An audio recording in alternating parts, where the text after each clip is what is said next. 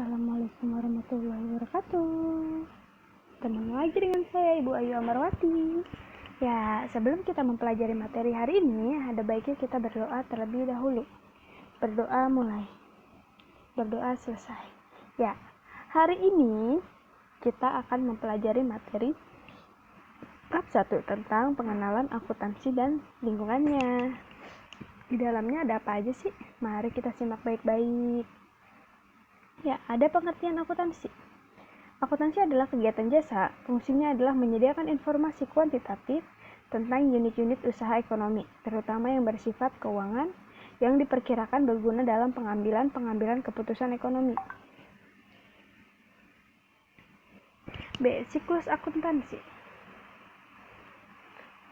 Proses atau siklus akuntansi digunakan untuk menggambarkan kegiatan pencatatan, pengklasifikasian, pengidentifikasian, pengukuran transaksi keuangan perusahaan sehingga menjadi sumber informasi dalam bentuk laporan keuangan.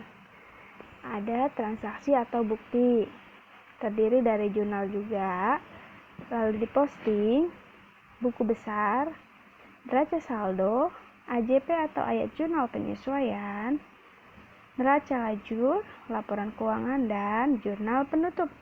Nah, itu urutan dari siklus akuntansi ya. Ingat baik-baik, oke? Selanjutnya, C. Laporan keuangan sebagai sumber informasi.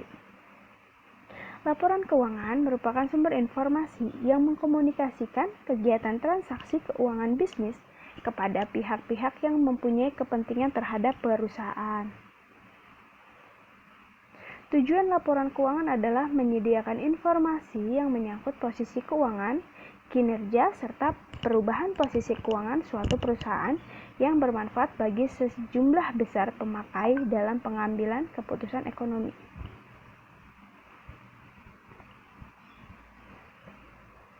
D. Pembagian bidang akuntansi dan profesinya.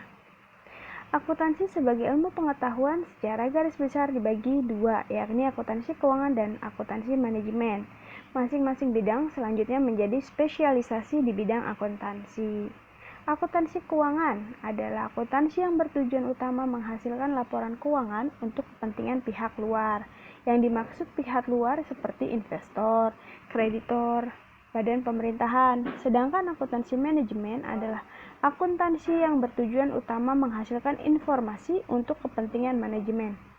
Jenis informasi yang diperlukan dalam manajemen dalam banyak hal berbeda dengan informasi yang diperlukan pihak luar. Umumnya informasi untuk keperluan manajemen bersifat sangat mendalam dan diperlukan untuk pengambilan sebagai keputusan manajemen.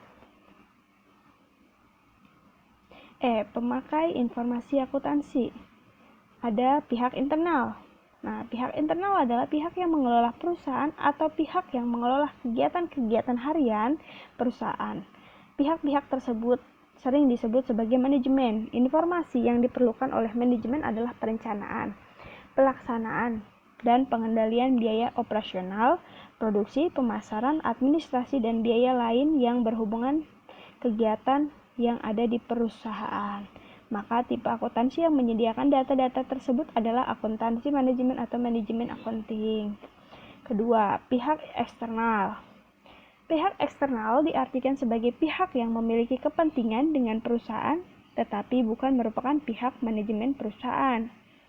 Pihak-pihak tersebut adalah investor, kreditor, pemerintah, masyarakat, serikat kerja, pemakai lainnya. Informasi yang dibutuhkan oleh pihak eksternal adalah bentuk laporan keuangan untuk tujuan umum seperti neraca, laporan laba rugi, laporan arus kas, dan laporan khusus yang disyaratkan pemerintah seperti laporan keuangan yang disyaratkan oleh Bapepam atau laporan keuangan fiskal yang diminta oleh Dinas Pajak. Jenis perusahaan yang pertama, perusahaan perorangan atau sole proprietorship. Maksudnya adalah perusahaan bentuk ini dikuasai oleh seorang pemilik yang biasanya juga bertindak sebagai pengelola. Sudut pandang akuntansi mengharuskan pemilik memisahkan harta antara harta pribadi dengan harta perusahaan. Seperti penerimaan kas, hasil kegiatan operasional perusahaan harus dibedakan dengan kegiatan-kegiatan pribadi. Perusahaan perseorangan umumnya berupa perusahaan pengecer yang berskala kecil atau perusahaan jasa perseorangan seperti usaha bengkel, salon, biro jasa, kursus komputer, dan penjahit atau lainnya. Yang kedua, perusahaan persekutuan atau partnership. Perusahaan bentuk ini dikuasai oleh lebih dari satu pemilik yang mempunyai hak penguasaan masing-masing berdasarkan penyertaannya dalam usaha tersebut. Pembagian laba dan rugi sudah ditentukan terlebih dahulu. Akuntansi mengharuskan untuk membedakan antara harta perusahaan dengan harta masing-masing pemilik. Contohnya, perusahaan persekutuan adalah firma dan CV.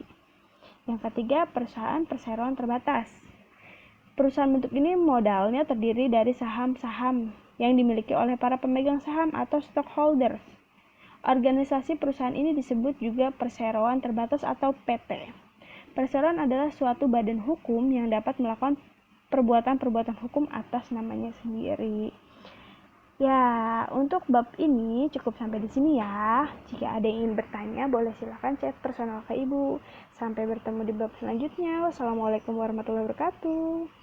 Terima kasih.